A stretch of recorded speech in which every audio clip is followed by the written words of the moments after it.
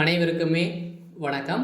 சற்று முன் கிடைத்திருக்கக்கூடிய ஒரு மிக மிக முக்கியமான செய்தி ஒன்று வெளியாகியுள்ளது.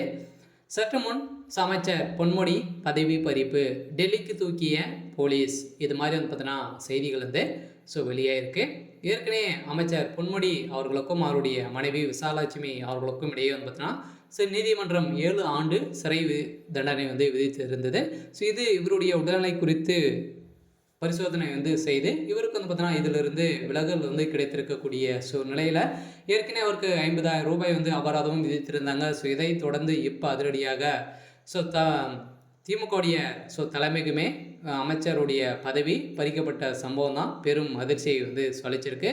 ஏற்கனவே திமுகவுடைய மூத்த அமைச்சராக இருக்கக்கூடிய ஒருவர் தான் அமைச்சர் பொன்முடி அவர்களுக்கு பார்த்தீங்கன்னா இப்போ ஏற்கனவே ஒரு வயதும் ஆயிடுச்சு. இதன் காரணத்தினால பார்த்தீங்கன்னா திமுகவுடைய தலைமையகம் மீண்டும் இவருக்கு இந்த 10 மாத காலங்களுக்கு பார்த்தீங்கன்னா இவருக்கு கூடுதல் பொறுப்புகள் கொடுத்து அதுக்கப்புறம் பார்த்தீங்கன்னா இல்லாத அமைச்சராக மாற்றப்பட்டிருக்கக்கூடிய நிலையை தான் பார்த்தீங்கன்னா ஆளுநருடைய மாளிகையிலேருந்து வெளியிருந்திருக்கக்கூடிய செய்தியால் ஒரு பெரும் அதிர்ச்சியை தான் சொல்லிச்சிருக்கு. இதை பற்றி இந்த வீடியோவில் பார்க்கலாம். அதுக்கு முன்னாடி நம்ம சேனலுக்கு இப்போ தான் நீங்கள் முதல் முறையாக வந்திருக்கீங்க அப்படின்னா மறக்காமல் நம்மளுடைய சேனலை சப்ஸ்கிரைப் பண்ணி சப்போர்ட் பண்ணுங்கள். வாங்க வீடியோக்குள்ளே போகலாம். அனைவருக்குமே தெரியலையா, அமைச்சர் பொன்முடி அவர்கள் திமுகவுடைய ஒரு முக்கிய புள்ளியாக தான் இருக்கார். ஏற்கனவே திமுகவுடைய நிறைய சலசலப்புகள் இருந்திருந்த நிலையில் பார்த்தீங்கன்னா ஏற்கனவே கல்வித்துறை அமைச்சராக, உயர்கல்வித்துறை அமைச்சராக இருந்தார்.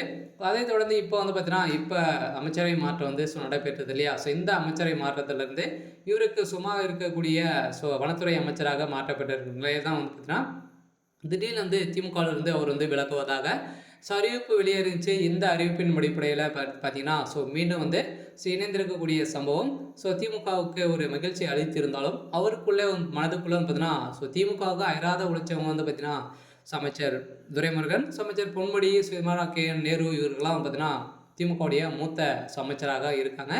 இவங்களுக்கெல்லாம் சுமூக பதவியை கொடுத்துட்டு வருகின்றவர்களுக்கு அனைவருக்குமே தூக்கி பார்த்தீங்கன்னா முதல்வர் பதவி இது மாதிரியெல்லாம் கொடுத்துருக்கக்கூடிய நிலையை தான் பார்த்தீங்கன்னா அமைச்சர் பொன்முடி அவர்களுக்கு இன்னும் 10 மாத காலங்கள் தான் அமைச்சராக இருக்க போது. அதுக்கு பிறகு பார்த்தீங்கன்னா அவருடைய பதவி பறிக்கப்பட போகிறதாகவும் சொல்லியிருக்கக்கூடிய நிலையில் இருந்தாலுமே இவர் பார்த்தீங்கன்னா ஊழல் வழக்கில் வசமாக ஏற்கனவே சிக்கியிருந்தார். செம்மண் கோரை வழக்கில் அளவுக்கு அதிகமாக மண்ணெடுக்கப்பட்டு இருந்த நிலையில் பார்த்தீங்கன்னா இப்போ ஏற்கனவே சிக்கியிருந்த நிலையில் நீதிமன்றம் போட்ட உத்தரவால் இவர் சீராக தான் இருக்கார். அமைச்சராக பொறுப்பேற்று இருக்கார்.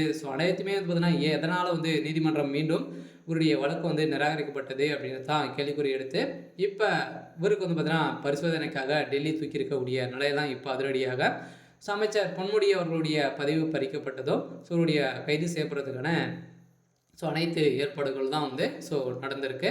சரி, ஓகே. இன்னைக்கான அப்டேட் பார்த்தீங்கன்னா இதுதான். மறக்காமல் நம்மளுடைய சேனலை சப்ஸ்கிரைப் பண்ணி சப்போர்ட் பண்ணுங்கள். தேங்க்யூ.